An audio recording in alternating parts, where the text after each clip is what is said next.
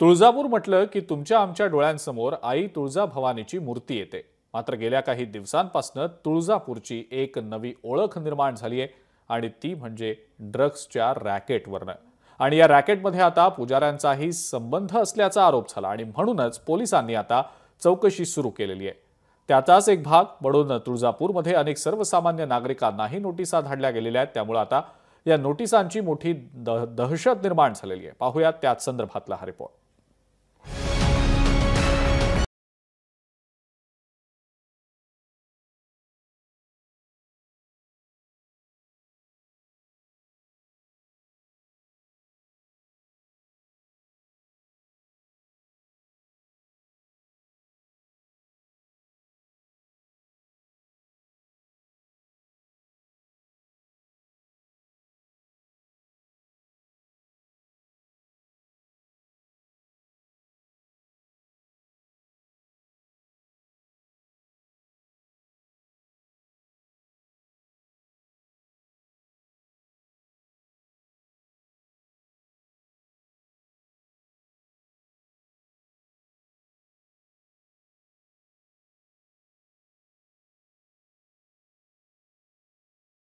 चुकीनं जर समजा की ट्रान्झॅक्शन केलंय पण आम्ही काय विचार बसला कोणाचं नाव आहे काय नाव आहे कोणाला ट्रान्झॅक्शन करा एवढं करावं आम्हाला येणं झालं मी ह्याने केलं।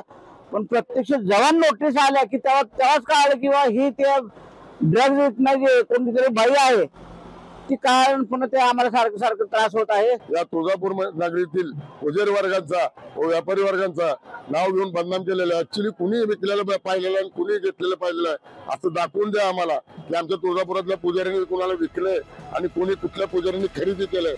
तुळजापुरात पानाची टपरी चालवणारे शहाजी कवडे यांनाही मुलगा आणि सुनेच्या नावाने नोटीस आली आहे। त्यांनी घेतलेल्या बांधकाम साहित्याचे ऑनलाईन पेमेंट ड्रग्ज प्रकरणातील आरोपीला पाठवण्यात आले, म्हणून त्यांना चौकशीला सामोरं जावं लागतंय।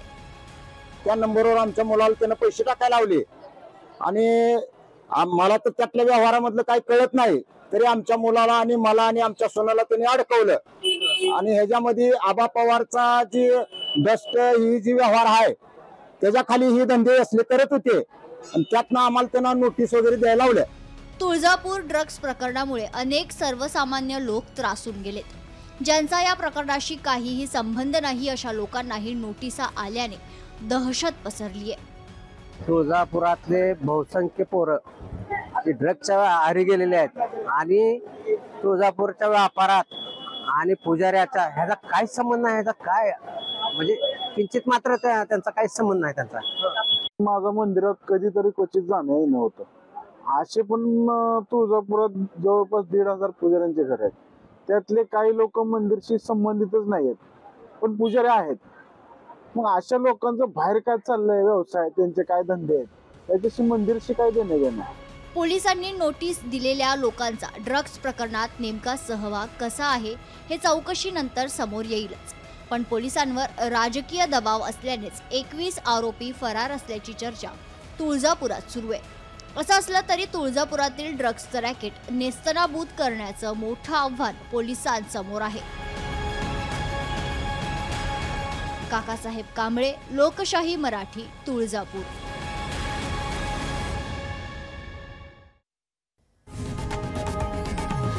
लोकशाही मराठी ऐका, पहा, जागरूक रहा।